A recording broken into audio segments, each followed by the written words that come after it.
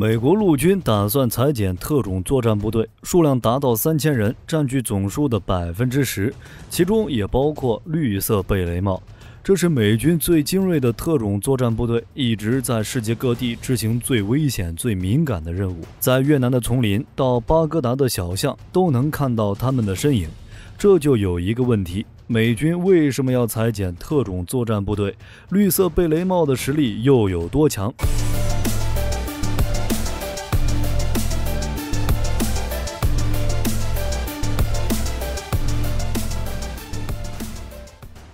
美军特种作战部队现役约2.7万人，其中陆军1.4万人，海军与海军陆战队4100人，空军大约8100人，再加上各军种的后备役部队，总兵力大约有4.7万人。而陆军特种作战部队的核心就是游骑兵、绿色贝雷帽、三角洲。海军陆战队的核心是海豹突击队。本期视频的主角就是绿色贝雷帽，美国陆军中最精锐的部队。绿色贝雷帽的真实名称其实就是美国陆军特种部队，它是美军2战后建立的第一支特种作战部队，成员训练有素，武器装备先进，专门负责各种高难度的特种作战任务。第一滴血中的约翰·兰博尔就是绿色贝雷帽的退役士兵，个人战力极强，每一名队员都是游击战大师，可以讲2到3种语言，每名队员都至少可以操作85种武器，并且拥有自己的技术专长，比如武器、工程、通讯、医疗等等，也接受过其他专业的交叉训练，必要时可以指挥一个步兵连。绿色贝雷帽肩负6大任务，包括非常规战争、境外内部防卫、特别侦察、直接行动、拯救人质以及反恐怖主义。其中非常规战争和在敌战区进行游击战属于绿色贝雷帽的首要任务，一般以12人的分遣队独自作战。既然绿色贝雷帽那么强，那么如何成为一名绿色贝雷帽士兵？这支部队担任的任务特殊，所以对人员的要求非常严格。所以想要成员队员，那就必须完成步兵基础训练，再接受 MOS 的训练并取得证书，同时还需要获得空降兵资质，之后才能参加绿色贝雷帽的选拔。考察内容不仅限于体能，还包括了智力、语言和社交能力等方面。合格后才加入 SFQC 训练，接下来就是地狱的开始，每天训练时间长达17个小时，合格后才能得到部队队员的资格。训练大概可以分为3个阶段，第一阶段就是学习特种部队的基础技巧，也就是侦察、生存、航海术与耐力。通过这一阶段的士兵就算是候选人了。第二阶段是教育程序、战斗工程以及外国武器的使用与医疗、通讯训练。第三阶段就是将理论付诸行动，在北卡罗来纳州的乌威利国家森林进行一次非常逼真的游击战演习。训练严格，作战能力自然很强，可以在30秒之内打倒敌人，并且了解东西方和第三世界生产的武器，保命能力超强，能在敌战区和恶劣条件生存。作为专业的空降兵，能在世界任何一个地方、任何环境下都能进行空降、潜水、从事山地战、丛林战等特种作战。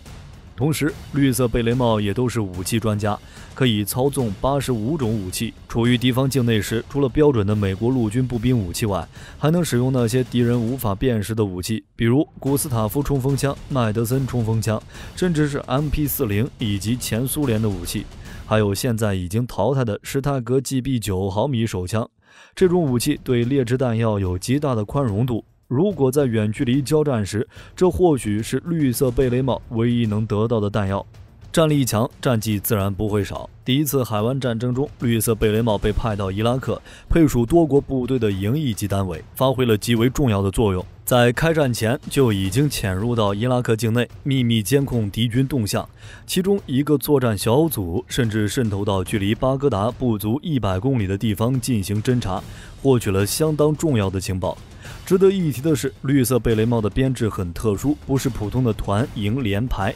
而是有自己独特的编制系统。与世界上大多数特种作战单位不同，绿色贝雷帽是以群为行动单位。1974年经过改编后，编制由1个司令部、1个支援中队、1个通信及维修中队与5个特种作战群组成。美国陆军国民警卫队也有2个特种作战群。其中5个特种作战群分别是第13570特种作战群，下面就跟普通编制差不多了。特战营、特战连、特战小组，其中一个特战群大约1400人左右。2012年之后，每个特战群可以增加1/3的兵力，总人数接近1800人。每个特战群的作战方向都不一样，其中第5特战群主要部署在中东海湾地区，参加过越南战争。1991年沙漠风暴行动开始时，还在科威特与伊拉克作战。为了提高部队的精锐程度，绿色贝雷帽还组建了一支新部队——陆军特种部队直接攻击连。从编制上看，每个特种作战群里都会下辖一个 CNF 连。有资料显示，第10作战群下辖2个 CNF 连。单从执行的作战任务和规模上看，绿色贝雷帽取得的战绩应该是最好的。但就是这样一支部队，美国陆军却打算削减它，这是为什么？美国陆军打算削减特种作战部队，在心理战、情报人员、后勤等部门的人员，估计现在已经向国会报告削减方案了。这样做的原因也很简单，陆军裁减特种作战部队的人数，在一定程度上可以应对陆军征兵不足的问题，同时也可以使陆军的重点向大规模常规地面部队转移。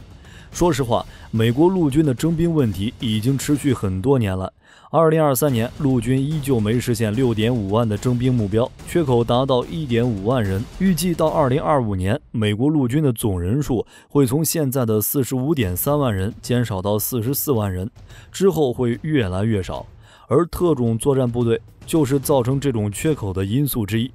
特种作战部队里，有的岗位空缺，有的人员配备不足，裁员的事情已经是板上钉钉了。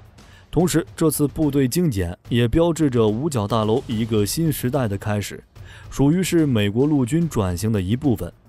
国家战略重点从反恐向大国竞争转变。之前，美国一直参与伊拉克、阿富汗和其他冲突地区的事务，其中特种作战部队就是美军的首选力量。不过现在美国缩减了在中东的驻军，将基地人员减少了一半，如此一来，缩减的那一部分预算就可以投入到常规部队里。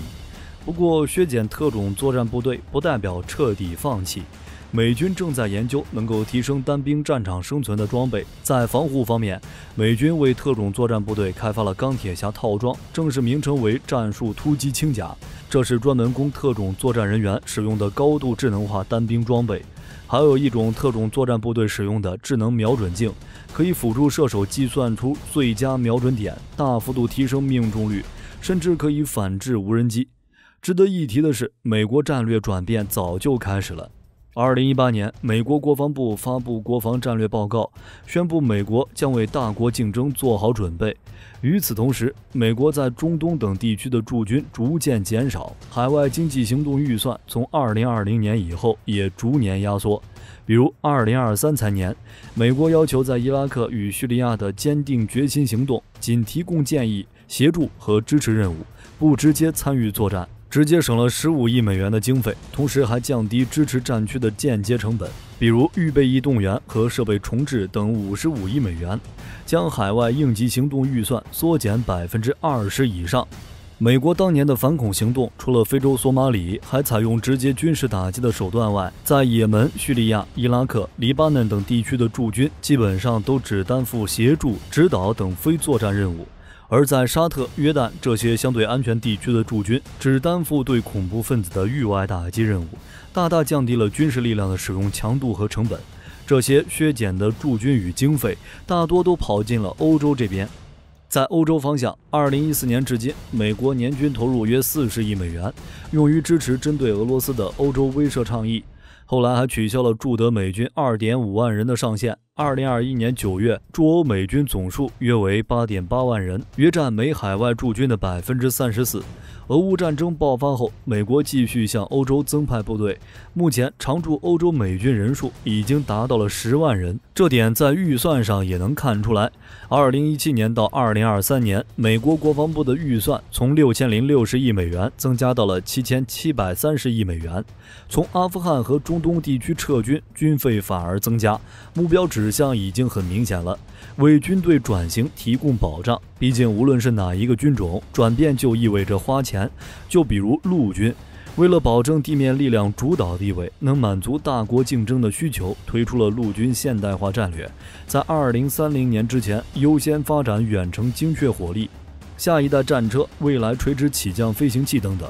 海军计划将舰艇数量扩大到至少355艘，还提出了分布式海上作战概念。空军将重点提升敏捷作战能力。为了充实军队、提升战力，推出 B-21、翻新 B-52， 采购 E-7以及其他先进武器，顺带还在研究有人战机与无人机的协同。海军陆战队已经淘汰坦克，正在转型为一支海军步兵部队，到2025年就能在海外部署一个新的滨海战斗团。这一套流程下来，火力军仿佛闻到了美元燃烧的味道，而且这还只是一部分。除了现役部队的改革，美国还在研究新型作战空间，也就是太空网络领域的作战效能。在太空领域，美国在2019年成立太空司令部，组建太空军，主要作用就是通信、情报、导航与预警等方面。预计在5年内发展到1.6万人。在网络领域，美国将网络司令部从战略司令部独立，